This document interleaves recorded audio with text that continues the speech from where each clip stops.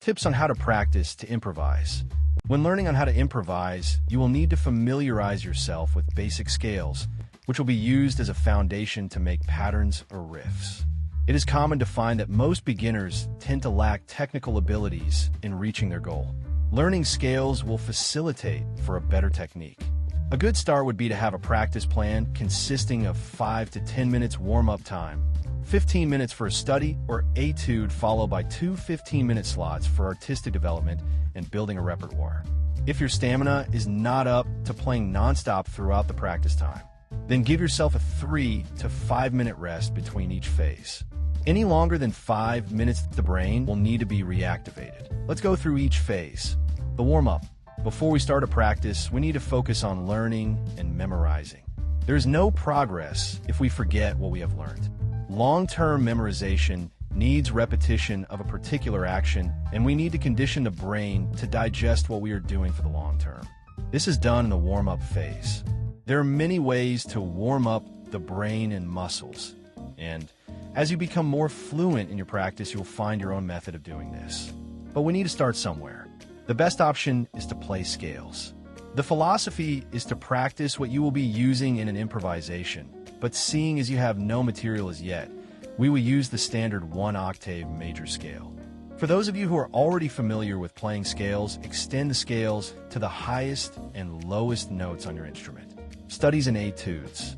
The difference between a study and an etude is that a study is used to improve a technical difficulty by a repetitive finger exercise, and an etude is a composition designed to perfect a musical skill like a string of triplets or semiquavers. Studies give you the agility to perform etudes. If you're having difficulty playing an etude, such as moving chromatically, then you will need to practice that segment as a finger study. Artistic development. Practicing to improve your artistic talent in jazz would mean learning and mastering elements, such as what is known as the 2-5-1 and the 3-6-2-5-1 patterns. Add elements such as modes, whole tone scales, diminished scales, and minor scales, then that is a lot to learn at the same time. Once you have learned some patterns and scales in your artistic development segment, use them as warm-ups. You can then fill the empty gap with a new development skill. Repertoire. This is where the fun begins. As a jazzer, you should know particular songs. You don't need to start improvising just yet, but you will need to memorize set pieces, which will open the door in performing with confidence. When memorizing a set piece, learn the melody and chord changes. How often should you practice? There's a rule I follow to judge how often I need to practice to achieve a particular goal. With a practice time of between 30 to 45 minutes 3 times a week, I will maintain what I have already learned. I call it the maintenance program. With practicing 4 times a week, I will notice an improvement in my playing. Practicing 5 times a week, my family, friends, and neighbors will notice an improvement in my playing. With a 6-day practicing schedule, I will be cementing the very essence of a practicing regime needed to impress an audience.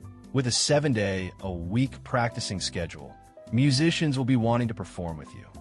With the exception of the 3-day practicing schedule, which is a maintenance program, results will be noticeable after about 6 to 8 weeks on a 4-day schedule, and 4 to 6 weeks on a 7-day schedule.